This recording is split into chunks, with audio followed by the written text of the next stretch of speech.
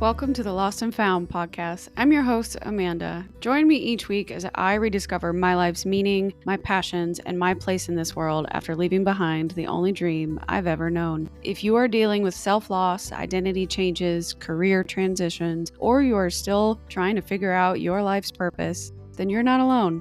Join me. Wanderers are always welcome.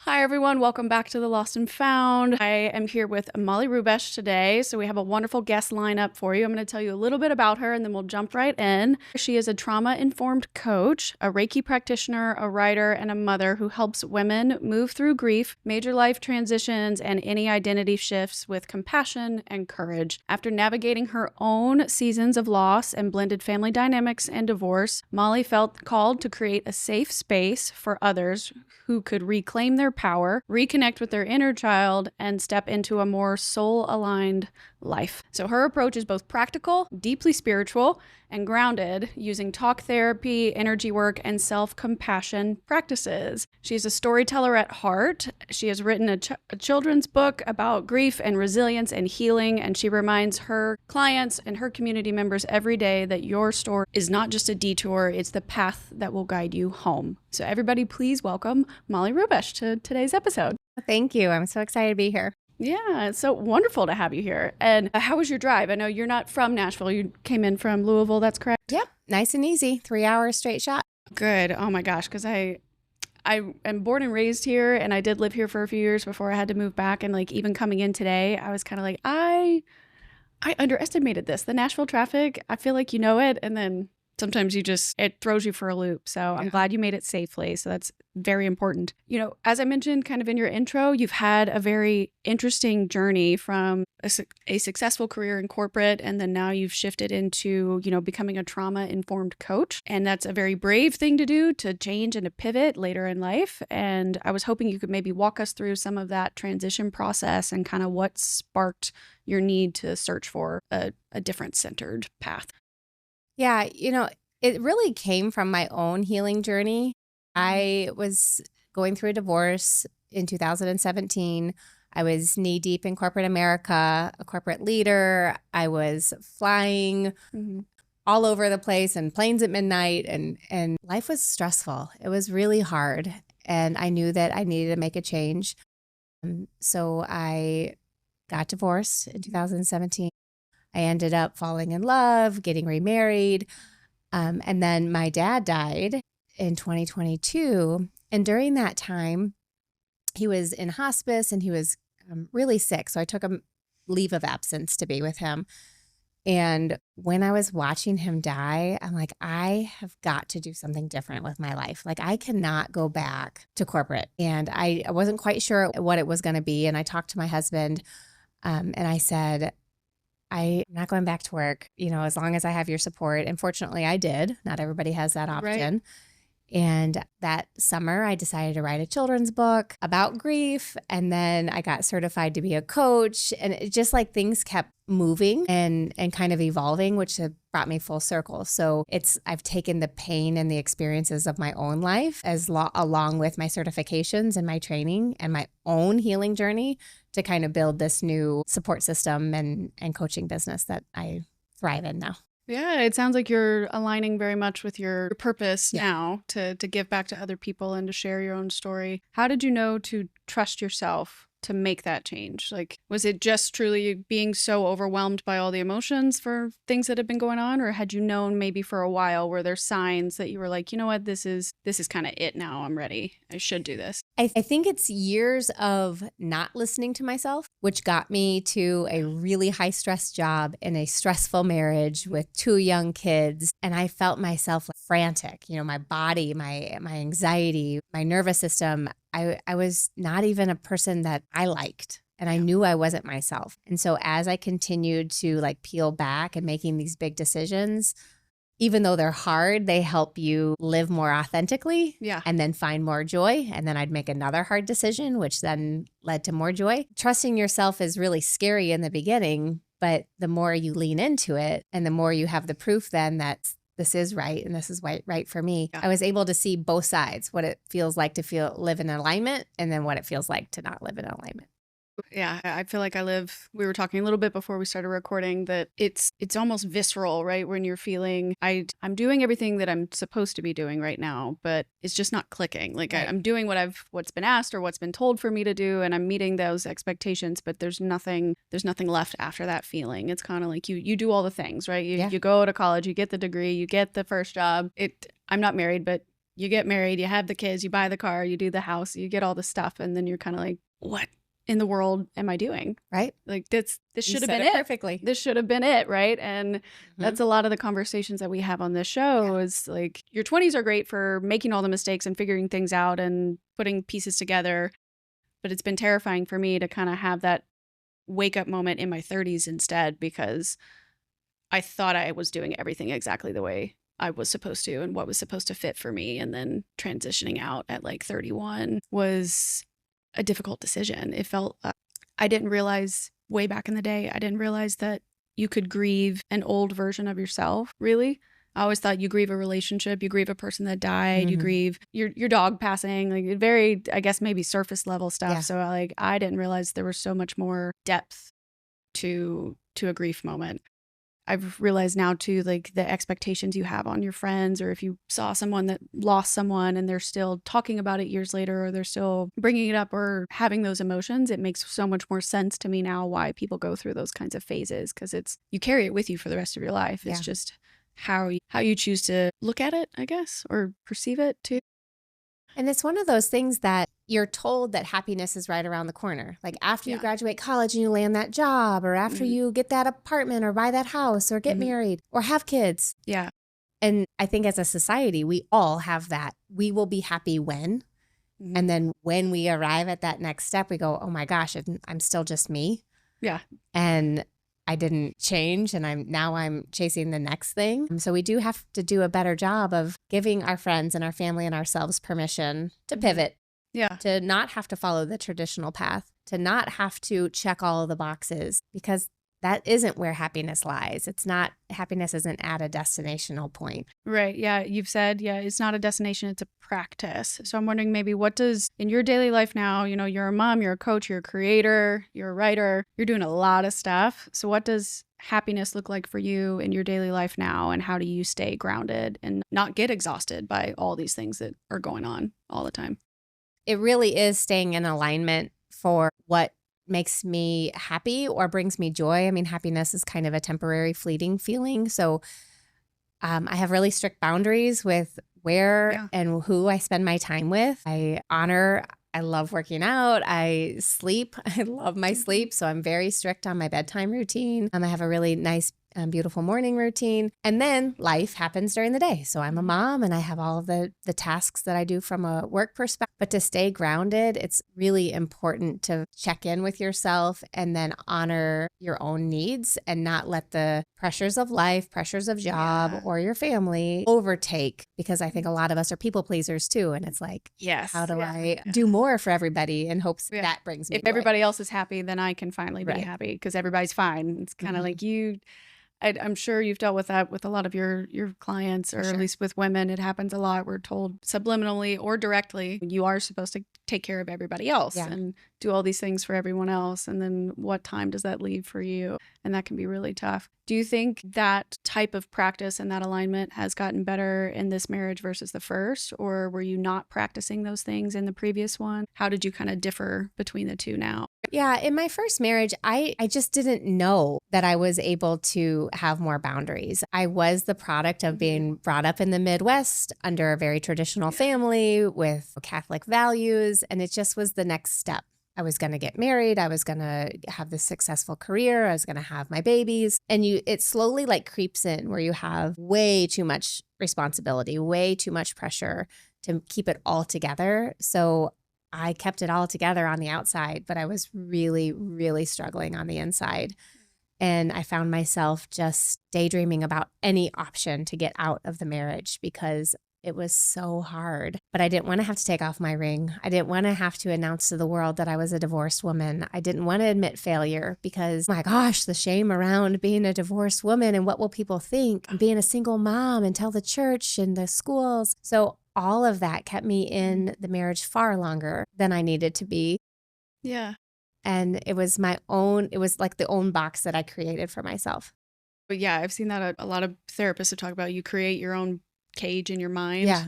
The expectations you set on yourself, the limitations that you think you allow the limitations of other people if they give them to you, or self-imposed ones. And it's very difficult. And I know I felt a lot of shame. And when I first left my previous job, and I really worried about, I'm going to become such a disappointment, which is my own thing I have to work through, about being worried that anybody would be disappointed anyway. And even if they are, that's not really my job to fix that for them if that's how they perceive what's going on in my life. It really only matters, am I disappointed in myself?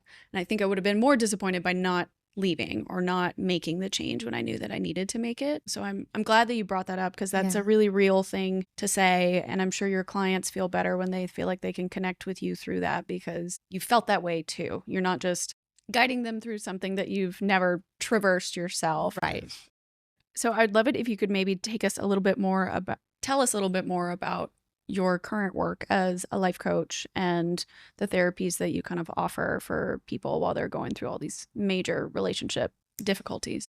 Yeah. Honestly, I have gone through so much therapy and coaching myself, along with my certification and along with like the additional modalities, that it's this hybrid approach based on what the client needs. Some people are so early in their healing journey that they aren't ready or capable of going really deep. Sure. You just kind of talk about the surface stuff and get there. Yeah. Over time, really start like when there's trust and there's bonding, and then they start opening up to me. But mostly I help them just understand how we are contributing to our own suffering. So much of what we do is almost even exactly what you just said, where I'm going to be a disappointment to others. Did anybody tell you that? Like, why did I infer that? Right. Where is that coming from? Yes, we kind of make these assumptions because of the way we were brought up, because of our inner child, because of our inner dialogue. And so it's having these raw conversations. I just was working with somebody earlier today that I'm like, but what do you want? And she's like, nobody's ever asked me that. Oh, and so she's so much in her head versus like that deep intuition knowing. And those feel very different. Yes. The intuition is like more of a fact statement. I do not love him anymore. The head is more of a, oh my gosh, but I got to stay because what if I do this? And what about the kids? And what about the money? And like that's more of your head versus your intuition. And so I really help people get familiar with their deeper knowing, and then just give them the permission to live the life that they really want to. Right. Yeah. You build that, safe space. What are some of the tips that you would have for anybody listening if they wanted to connect better to their intuition, or they wanted to start practicing listening to it? Are there any particular tips or tricks that you would have, or directives that they could do at home? Yeah. You have to get quiet. So whether you're driving in silence, meditating in silence, we're constantly scrolling, or I'm guilty of it, listening to a podcast. Yes, all the time. Listening to music. You can't fully hear yourself until you like sit in silence. So make time for that meditation, make time for that quiet walk in nature, or journaling. Elizabeth Gilbert, the author of Eat, Pray, Love, writes, she has a big platform that talks about letters of love, and you can open your journal prompt with, dear love, what is it that you want me to know?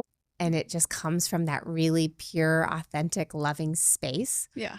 So I find a lot of success with that with my clients. And so it's just like actually hearing it, like actually giving yourself permission to quiet the surroundings and get more clear on your deep knowing. When was the last time you heard from your intuition, and what was it telling you? Oh, unfortunately, I hear from my intuition a lot. Yeah. I have a lot of pivot moments because especially with like growing my business, I'm so, there's the algorithm on social media and the funnels and what you need to do to grow. And there's so much noise, but I have this deep frustration with it. And so I have to I play this, go out there, put myself out there, come back, push myself out there, come back. So when I sit with my deep knowing, I know that authenticity is very important to me and connection is really important to me. So if those two things aren't on the forefront, I just can't participate. It just, the rest of it wouldn't. it wears me out. Well, and you only have a finite amount of time, right? Like you can't sit behind your computer screen and focus on your social media strategy all day long. It either works or it doesn't, but it'll work the best when you can be exactly yourself. So that makes sense for sure. Tell me a little bit more about the marriage blueprint and how does that coaching process work? Is it a package? What do people do if they want to sign up or work with you through that? So I developed a course called the Modern Marriage Blueprint, and it really was birthed out of like 3 different pillars. One, my own divorce. Like I want to go back and grab my 24-year-old self and like say, Molly, hello. And then I've ended up coaching so many people, mostly women, but sometimes men that are like, how did I get here? How in the world did I get to this point in my marriage that I'm going through one of the most stressful events of life? Sure. And then I also have teenagers who freely say things like, we're getting married and I love them and like love letters and all this stuff. And I'm like, okay, how can we do marriage better? I wrote a course and it's a 6-module course. It's self-led. So you just download it, buy it. It has a workbook and 6 different videos. And basically it just takes couples through topics that help prepare them for marriage. So it's like our first families, who are we? And where did we come from? What did we learn? And then it's conflict, intimacy, money, which is a big point. All the major conversations you should have before you start marriage. Yeah. And then our life together. And then ultimately normalizing a prenuptial agreement. Oh, yeah. No, totally. I've thought about that actually a lot. Again, not married, but you used to be told, or at least Hollywood or TV always wants to tell you a prenup is only for the rich and only because they want to screw one person out of the money or the other. And there's so much, they're state by state based, so it can change based on where you live. But also it's for when things go wrong in other ways. Like if you had issues with children that aren't involved with divorce, who takes care of what bills, who's covered on what. If you have multiple houses, who's on which house? So that way, if one of them goes down, everybody can live in the other one, but we don't lose all of our stuff. Like if you get sick or you get addicted or you gamble away all of our money, who's liable for that? You can kind of like life plan certain scenarios. So that way, theoretically, hopefully the worst of the worst never does happen. But like you guys have a plan in place that you've already agreed on where you're like, we're a team. This is what we're going to do. It's a playbook for your marriage, just like a football team would have a playbook for what to do against certain other games and stuff. So well said. And marriage is the biggest contract of your life. Yeah. It doesn't just bind you emotionally, it binds you legally and financially. It's not just a piece of paper. Yeah. And unfortunately, love alone isn't enough. Nobody enters into marriage thinking they're going to be the one that gets divorced. So why not have the tough conversations? The Modern Marriage Blueprint is designed to just help you have tough conversations, and not in a cheesy, hard way, just in an easy. It wouldn't take you very long. You could do it in a weekend. And then normalizing prenuptial agreements, like you said, just to empower us so we know exactly what we're signing up for.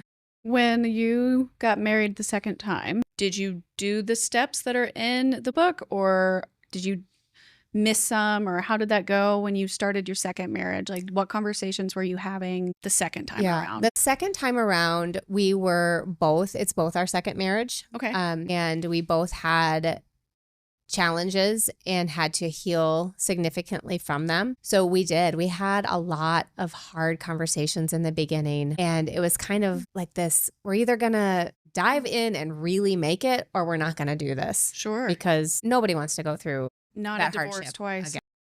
Again. So I'm confident that we are better partners because we do the work and that we have such an open line of communication, but also because we know what marriage looks like and we recognize that each other aren't there to just totally fulfill everybody's hopes and dreams. We honor each other in their sovereignty and in their humanness. And we can say, like, you hurt me. We have some of the tools. So some of the stories in the Modern Marriage Blueprint are from my marriages, my first and second marriage, about how we handle conflict and or what happens when you don't address some of these issues.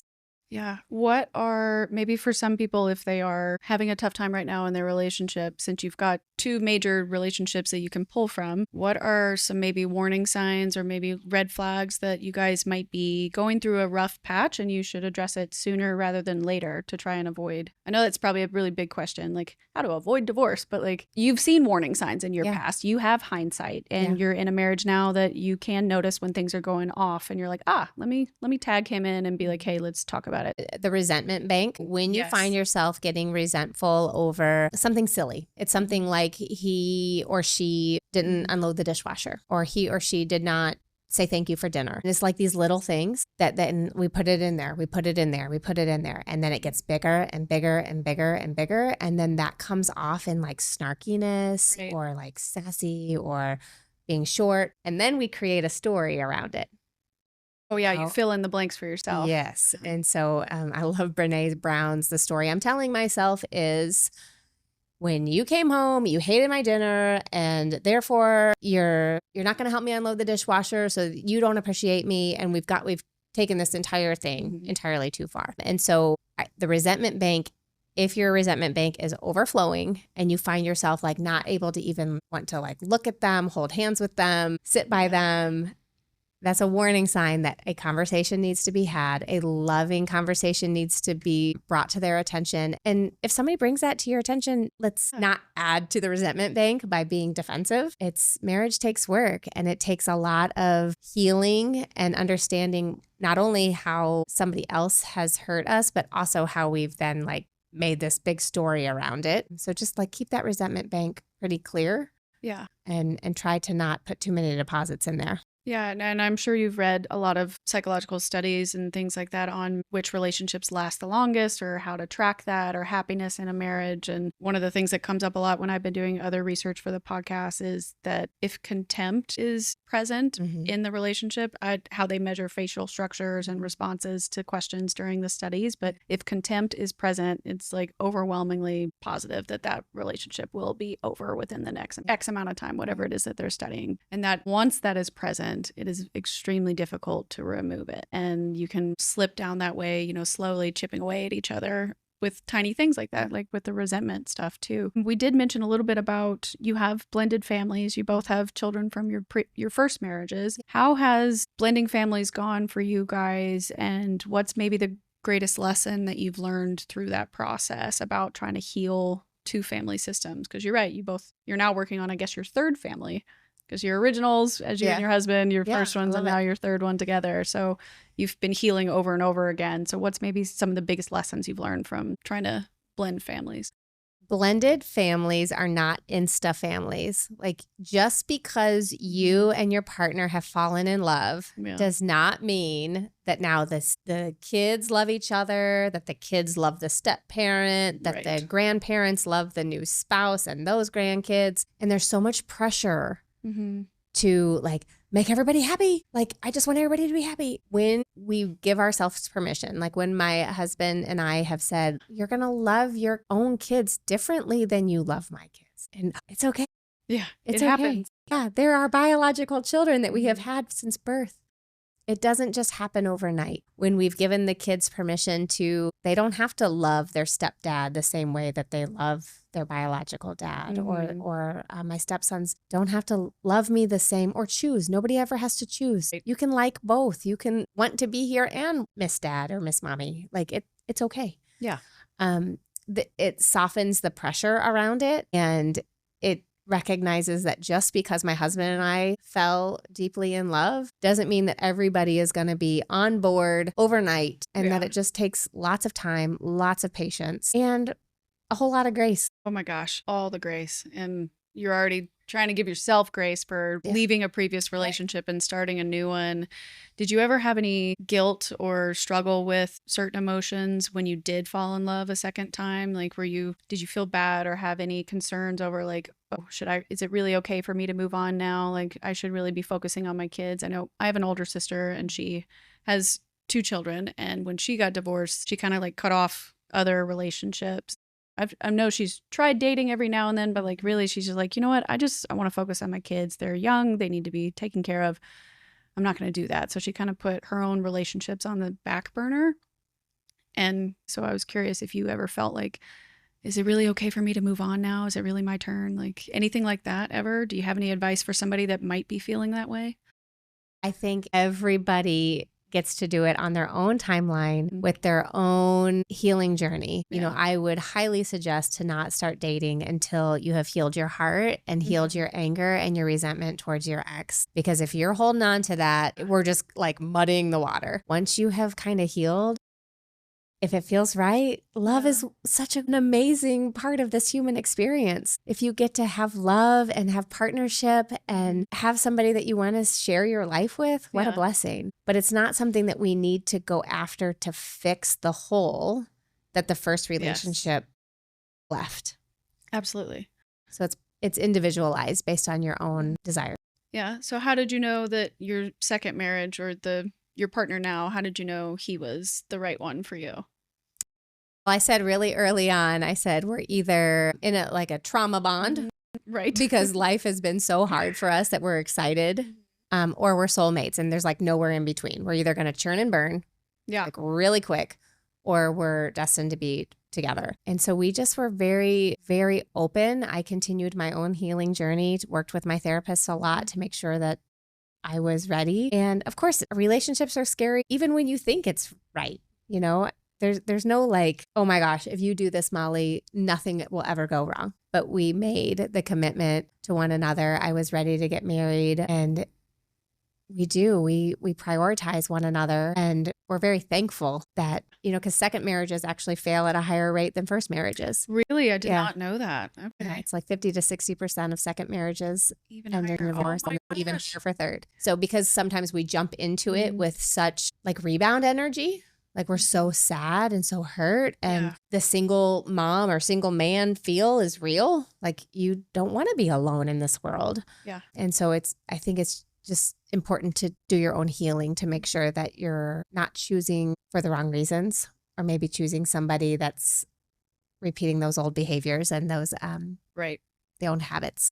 Yeah. Or somebody that's enabling you to avoid the hard truth, or enabling by being in the relationship with you. It's not on them because they don't know that you're avoiding it, enabling you to not face those uncomfortable feelings. And I know I've done that in the past when I was younger, in my early 20s. Like there's a particular relationship that I'm thinking of, jumped into something else relatively soon afterwards. And I know looking back on it, I did that because I was avoiding how heartbroken I felt over the first one, and that I just didn't want to be alone, or I wanted to prove that I wasn't undesirable, I guess, or that I couldn't make it work with somebody else. Like I was just determined to make that happen. And you're kind of like, I should have stayed single a little bit longer. I should have dealt with those feelings. What would you say to someone that's having a hard time, maybe facing those really uncomfortable situations or uncomfortable feelings, and they need to sit in them and embrace it rather than run away or have the fear or the avoidance stuff? Like if someone's struggling with emotional healing right now, what would you say to them? We just underutilize coaching and therapy. It is such an amazing resource, and people are afraid of it or think that it's going to be, I don't know, maybe they've had a bad experience. Then try somebody else if that healer is not the right person for you. But we underestimate how powerful working with somebody that can help us can really be. There's no shame in it, and it is life-changing. Right. So I highly recommend therapy or coaching. For the life coaching, for what you're doing, do you combine a little bit of both? Is it some therapy, some life coaching, or is it strictly life coaching only? And if someone needs a therapist, you can refer out? Yeah. I'm a certified life coach, so I do not have a license as a therapist, and I'm very intentional about that. Sure. So depending on how much trauma somebody has going through, I definitely recommend them to see a licensed therapist. If there's a lot of stuff, it's pretty easy for me to discern if it's within my scope or not, but I don't ever want to unintentionally hurt somebody more by like bringing them into their trauma and then not being skilled and trained enough to get them healed from their trauma. So I'd say I'm mostly coaching. And then I have many clients that have both. That do both. Yeah. Okay. Awesome. And you mentioned a couple of modalities earlier with like the Reiki and energetic wellness stuff. Could you tell us things that you use during your practice or during your sessions? So I'm not Mhm. actually certified as a Reiki Okay. practitioner. I seek Reiki. You So seek Reiki. You use it for yourself. yes, Okay. I seek Reiki. Yeah.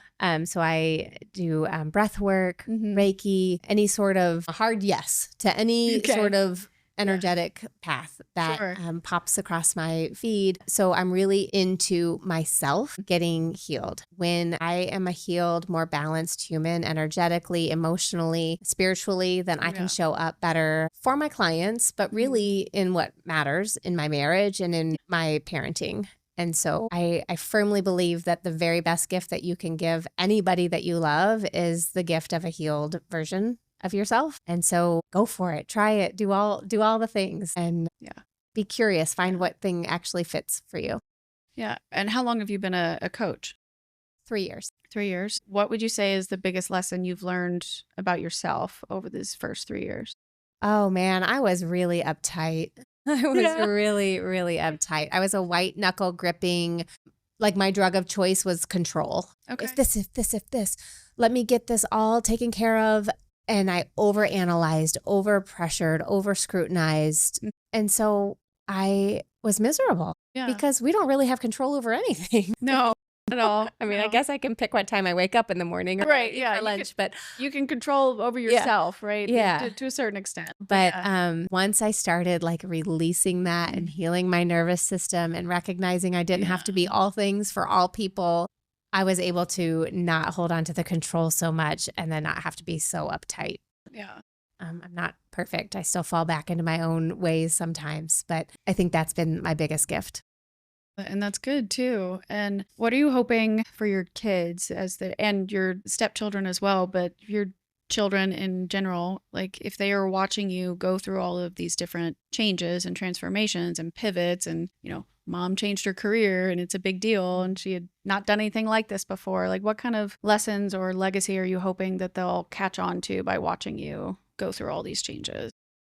I want them to know that they're not responsible for other people's feelings. I mean, they can be mean to people, but Sure. they are responsible for their own life and they have one big, beautiful life that they should live it authentically to themselves, regardless of if that makes me happy or not. We're not bound by other people's expectations. We get to really follow that path. But like my biological kids have said to me, thank you so much for getting along with dad. I don't fight with their dad. Right. I've healed all of that. We're not angry towards each other.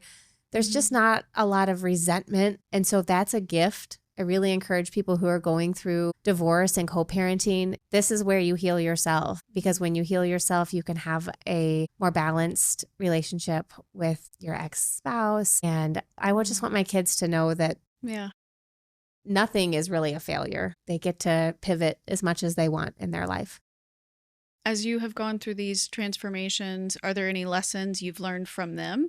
Because of my friends that have kids, they tell me all the time, like, I can't believe my 5-year-old is teaching me more than college. Or I've learned a lesson. I've had an epiphany listening to him or her talk, and I've been in therapy for X amount of years. Like, is there anything that your children have said to you or a lesson that you've pulled after going through all these things that you're like, wow, that's going to stick with me forever? Yeah. My stepson's biological mom died in 2018, and the way that they handled their grief when my dad died, I was like, I'm really learning from them on how they have been able to handle their grief and navigate life and their resiliency. It's just really beautiful to see how kids keep things in perspective and don't white knuckle grip it the way that adults do. Yeah. No. Oh, that's really sweet. I'm glad that they, you don't ever want your child to go through something like that, but I'm sure it gives you and your husband a lot of joy to at least know that, wow, our kids they're strong, they're smart, they're kind, and they can handle things, and they can come out the other side and not completely lose themselves to one emotion or to one just event. And I know that that's really tough. And like you said, you want to control everything and you want to put your kids, I'm sure, in a bubble box and like never let them out, but you can't do that because you can't stop life from happening to them either. So, if you could leave maybe one message for any young women that are, maybe they just finished their divorce and they're still kind of holding on to the whole, I should have been this, or I should have done that, or I should have left sooner, or I should have tried to solve, maybe what if I had done this or that, maybe it wouldn't have failed or it wouldn't be all my fault. You know, women that might be like having that spiral conversation in their head right now, what would you want them to know or to hear from you? Just to give yourself grace. You know, there is no right path. And again, nobody wants to get divorced. No. Anybody that said divorce is the easy way out has never been through a divorce. Oh my gosh. So no. it's okay. You can rebuild your life. This does not have to be the end of your road. You get to heal and move on. Your kids are going to be okay. Yeah. That's probably what they need to know, is like, your kids are going to be okay. And you will too. Yeah. The other day I was doing an interview and I was talking to the guest, and one of her pieces of advice to the listeners was just like, if you don't feel like you're belonging, or you're feeling like you're in a rough patch, like you have to find your tribe. You find your support system and lean there. Like, don't do everything on your own. Asking for help is only going to make you better versus, you could go the long way around and possibly end up right back where you were when you started. So if you're not willing to just kind of let it be, it may not come out the way that you want it to. So I know that that's a really tough thing to do. So for every guest, I do have like 5 core questions that I ask. And at the end, we'll rapid fire a couple of them. Alrighty. Yeah. What do you want out of life? And have you found what you're looking for? Well, I'd love enlightenment, but no. Yeah. Yeah. I got a long way to go. Transcendence. Yeah. Me too. Yeah. But enlightenment would be a good one. Are you and your family, do you guys practice any particular religion? I know you're doing all the energetic work, but does that match up spiritually for you as well? Not as much as it did in the past. Not as much. Yeah. Yeah. Kind of changed a little bit. Well, and that's okay too. It's all part of the journey as you figure that out. Okay. How do you define purpose, and what does living in your purpose look like to you? I think purpose is that deep knowing, that intuition that we talked about in the beginning of where do you want to go in this life and how do you want to get there? And then you have to have daily check-ins. Is this in alignment and leading me closer to my purpose and my goals, or is it causing a detour? Yeah. Okay. How do you define success, and what does success look like to you? I think success is a moving target based on what chapter you are in your life and what you're trying to achieve. Some people look at that as like a very tangible thing, like money or straight A's. I think success is, again, living in alignment and being able to wake up each day and go, gosh, I actually love my life. Right. And I'm proud of all of the things, the good and the bad. Yeah. And everything you've done to get to where you are today. Yeah. I love that. You did talk a little bit about wanting to shake 24-year-old Molly. So if you could go back in time and give yourself advice, what would you say to her?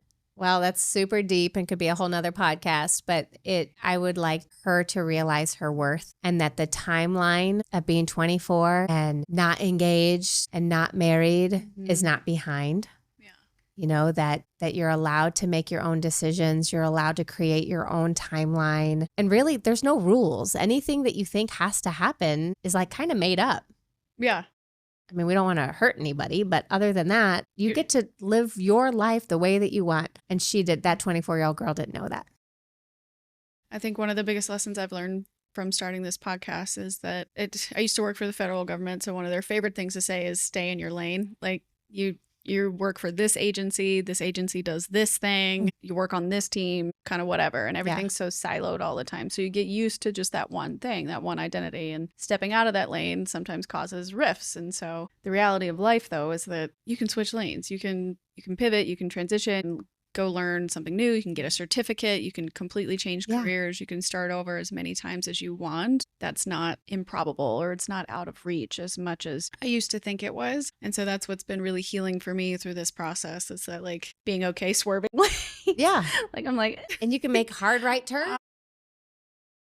Left turn or U-turn. Oh my gosh. I don't know if I want a U-turn. You don't want to go back. And people have asked me before on the show, like if you could go back to, and I've asked older guests, if you could go back to any decade of your life, which decade would you choose? And the vast majority of them actually pick like their 50s or their 60s. They don't ever pick their teenage years or their 20s or, even 30s again, which I always found really interesting, because I'm like, I feel like this should be the prime of your life. This should be like you're young, you're healthy, you have kids, you're enjoying them being raised and growing up and all that kind of thing. And but yeah, they always pick like, no, I was financially more stable. My kids were grown, they were okay, they were starting their own families. Like my husband and I, or my wife and I, we were reconnecting at that point because we were back to just us, and like we got to do things that we used to always want to do without the kids. It became themselves in a new way again. They're like, so that was great, and my health wasn't terrible yet. Well, that's a beautiful thought that our best days are still ahead of us, right? Right. And so that's one of those where I'm slowly letting go of all those feelings that like starting over in your 30s really isn't, it's not as bad as you think it'll be, or it's not a disappointment like you And thought what it is would be. starting over? You're not starting over.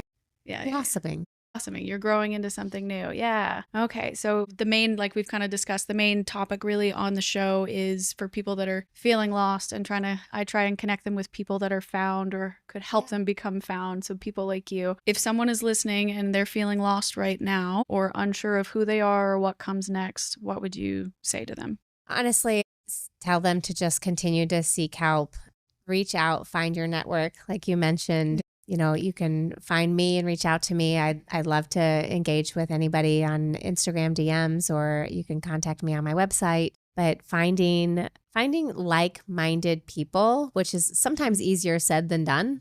But I find the more you're willing to be vulnerable and the more you're willing to say, oh my gosh, I'm dealing with this, you find people who are like, oh, me too. But we try so hard to stay in this perfectionism, stoic place, or at least I did. Oh, I still struggle with it. That it's hard then to let anybody in. And then we're just calling in superficial relationships. And then we're disappointed that we have superficial relationships. So you have to be the one that goes first. You're going to have to be the one that lays it all out there and hopefully be the bridge for other people to form that connection with you too. Yeah. Well, and leads back into your authenticity comment as well. How are you going to create a life for your future self if you're not honest with how you're feeling now, or you're leaning into that authentic feeling? And even if it's an uncomfortable one, admitting that I'm not in a great place right now. I'm really in it. This is a roller coaster of my life. And I know that this show has felt that way at different times too, because when I first started it, the first couple episodes are not awesome to listen to. They're really heartbreaking, you know, and it's grown a lot since then, of course. But when I go back and listen to it, some of them I'm like, yeah, Amanda, I'm so proud of you for saying that finally. Or, wow, that's really insightful. I can't believe I was full of wisdom that day. And then other days I'm like, oh man, I wish I could hug her. She needed help, kind of a thing. So I know that that's very important to be open about your journey.